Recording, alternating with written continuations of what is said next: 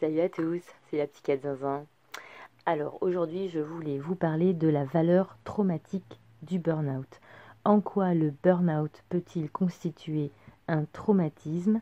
Ce qui explique donc que même plusieurs mois après l'arrêt du travail, on se sent toujours aussi mal et aussi stressé en repensant au travail ou à l'idée de reprendre le travail, voire même en voyant des collègues de travail ou simplement en s'approchant géographiquement de notre lieu de travail. En fait, c'est ce moment de l'effondrement du burn-out, c'est-à-dire le moment où brutalement on ne peut plus se lever, on ne peut plus aller travailler ou on ne peut plus s'occuper de ses enfants.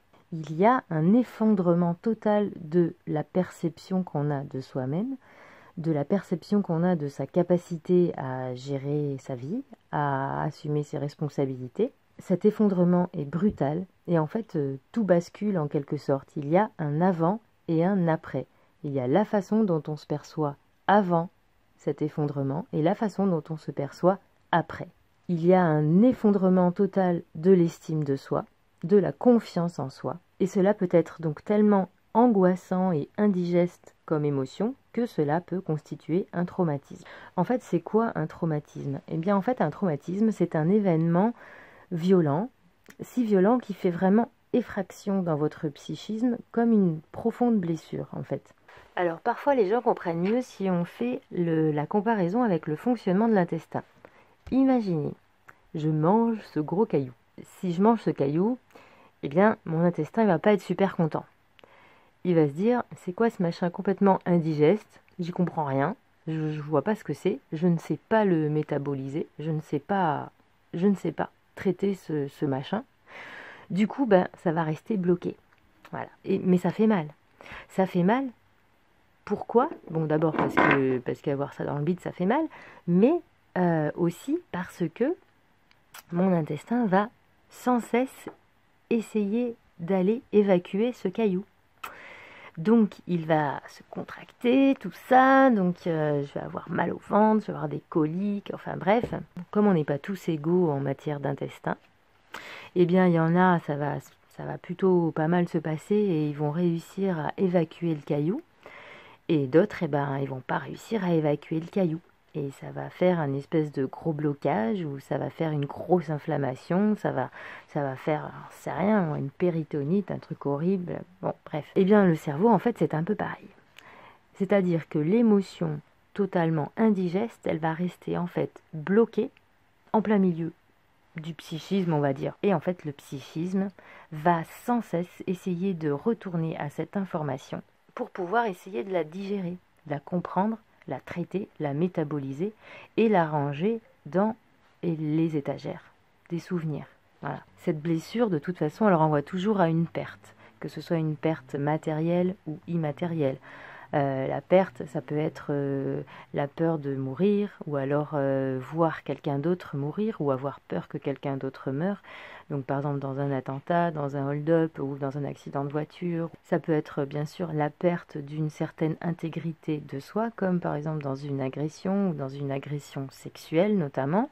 Mais ça peut être aussi la perte justement d'estime de soi, de confiance en soi. Finalement, ce qu'on vit dans une agression, que ce soit une agression physique, sexuelle ou même parfois morale, parfois on a une réaction de sidération. C'est-à-dire que tous nos mécanismes d'adaptation sont complètement bloqués et on se retrouve totalement figé à ne pas pouvoir réagir. Ça affecte énormément la confiance en soi, l'estime de soi, parce qu'on se dit mais en fait je ne peux absolument pas me défendre dans une situation qui est dangereuse pour moi. Et puis en plus on se sent coupable, puisqu'on peut très bien se dire, ben en fait je n'ai pas su réagir, donc quelque part en moi j'ai laissé faire. Et dans le burn-out, ben, c'est un petit peu pareil ce qui se passe. Ce moment où on ne peut plus, il y a vraiment une sidération de la pensée, une sidération du corps, et c'est très très très déstabilisant.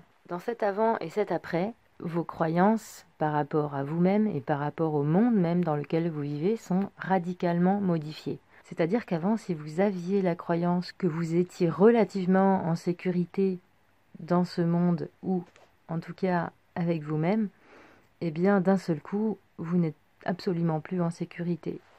Nulle part. Ça crée aussi ce qui est très fréquent dans le syndrome de stress post-traumatique, un sentiment de totale solitude, parce qu'en fait, on a le sentiment que les personnes qui n'ont pas vécu exactement la même chose que nous ne peuvent absolument pas comprendre. Ce qui est vrai, hein, quand même, disons-le, honnêtement, la plupart des cas. Donc il y a une sorte de rupture avec le reste de l'humanité. Toutes les idées que vous aviez sur vous-même, sur vos compétences, sur vos capacités à contrôler votre environnement, à gérer votre vie d'une manière normale, entre guillemets, tout ça est complètement remis en question, d'un instant à l'autre quasiment. Pour avoir une petite explication au niveau neurobiologique, eh bien en fait le traumatisme appuie sur un bouton qui déclenche la fabrication d'adrénaline et de cortisol. Le problème, c'est qu'en fait, ce processus après s'auto-entretient tout seul, même si l'événement dangereux n'est plus présent. Donc, dans le syndrome de stress post-traumatique, eh bien, il y a tous les signes de stress physique et psychique, donc liés au cortisol et à l'adrénaline, qui continuent donc de se perpétuer alors que le facteur de stress n'est plus là. Et évidemment, eh bien, on n'est pas tous égaux face à notre capacité de surmonter certains stress. On n'a pas tous le même système nerveux, comme on n'a pas les mêmes poumons, comme on n'a pas les mêmes pancréas, comme on n'a pas les mêmes foies, etc., etc. Donc ce n'est pas une faiblesse d'être dans un syndrome de stress post-traumatique, même si celui qui a vécu la même chose que vous, il n'y est pas. C'est que voilà, chacun a sa façon de gérer les choses. Alors si vous ressentez par rapport à votre burn-out des symptômes de stress post-traumatique, c'est-à-dire que vous repensez tout le temps à l'événement, que vous ruminez au sujet de l'événement, que vous revoyez des scènes de ce qui s'est passé, que vous faites plein de cauchemars, enfin voilà, en gros que votre esprit essaye tout le temps d'y revenir et que vous êtes en état de stress permanent, voire de dépression à cause de ça, eh bien ce qui marche super bien, c'est l'EMDR, EMDR. Vous pouvez facilement trouver sur internet un psychologue ou un psychiatre ou un psychothérapeute qui pratique l'EMDR. Après, il y a l'hypnothérapie qui marche pas mal aussi sur les syndromes de stress post-traumatique. Pareil, vous pouvez trouver les praticiens hypnothérapeutes sur internet. Et pareil, comme d'habitude, les antidépresseurs aident énormément à passer le cap du syndrome de stress post-traumatique. Donc il y a une perte de l'illusion d'être en sécurité. Et ça, c'est quand même fondamental. Pour vivre normalement, eh bien, on a tous besoin de se sentir plus ou moins en sécurité. Il ne faut pas négliger le fait que le burn-out se complique quand même assez souvent d'une dépression. Alors pas tout le temps, mais ça arrive. Donc dans ces cas-là, il faut pouvoir détecter les symptômes de dépression et la traiter correctement. Voilà, j'espère que cette vidéo vous aura aidé à comprendre quelques petits trucs. Allez, ciao!